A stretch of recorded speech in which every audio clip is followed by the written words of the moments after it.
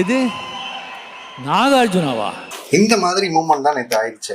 நேற்று ஈவினிங் எனக்கு ஒரு கால் வந்துச்சு. நம்மளோட வாட்ஸ்அப் ஏஐ ஏஜென்ட் ஆஸ்கிசுராவை பற்றி சாட்ஜிபிடி ரெக்கமெண்ட் பண்ணுச்சு அப்படின்ட்டு தெலுங்கானாலேருந்து ஒரு பர்சன் கால் பண்ணார். சரி, அவர் ப்ராடக்ட்டை பற்றி தான் கேட்குறாருன்னு சொல்லிட்டு நான் ப்ராடக்ட் ப்ரெசன்டேஷன் லெவலுக்கு நான் அவ்வளோ தூரம் எல்லாத்தையும் எக்ஸ்பிளைன் பண்ணிட்டேன். ஃபுல்லாக எக்ஸ்பிளைன் பண்ணி முடிச்சதுக்கப்புறம் உங்களோட ஆஸ்கிசுரான்ற நேமை நான் வாட்ஸ்அப்பில் யூசர் நேமாக ரிசர்வ் பண்ணிட்டேன்.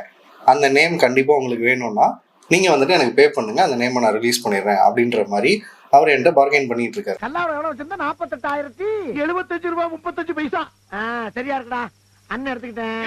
நான் வந்துட்டு ஏதோ ஸ்கேம் கால்னு சொல்லிட்டு நான் ஃபர்ஸ்ட் காலை கட் பண்ணிட்டேன். செகண்ட் டைம் கால் பண்ணி நீங்கள் செக் பண்ணீங்களா, அந்த நேம் நான் ரிசர்வ் பண்ணிட்டேன். திருப்பி வந்துட்டு அவர் என்ன சொல்கிறாருன்னா, நீங்கள் பே பண்ணுங்க, நான் வந்துட்டு அந்த நேமை வந்துட்டு திருப்பி கொடுத்துட்றேன் அப்படின்ற மாதிரியே பேசிகிட்டு இருந்தார். ஸோ நான் செக்யூரிட்டி பர்பஸ்க்காக அந்த கால் மட்டும் ரெக்கார்ட் பண்ணிக்கிட்டேன். ஈவன் தோ நம்ம வந்துட்டு மெட்டா டெக் பார்ட்னராக இருந்தும் ஆஸ்கிசுரான்ற ப்ராடக்ட்டு மெட்டாவோட அஃபிஷியலி பார்ட்னர் லிஸ்ட்டில் இருந்துமே எங்களோட நேமையே அவர் ரிசர்வ் பண்ணிட்டேன்னு சொல்லிட்டு இருந்தார்.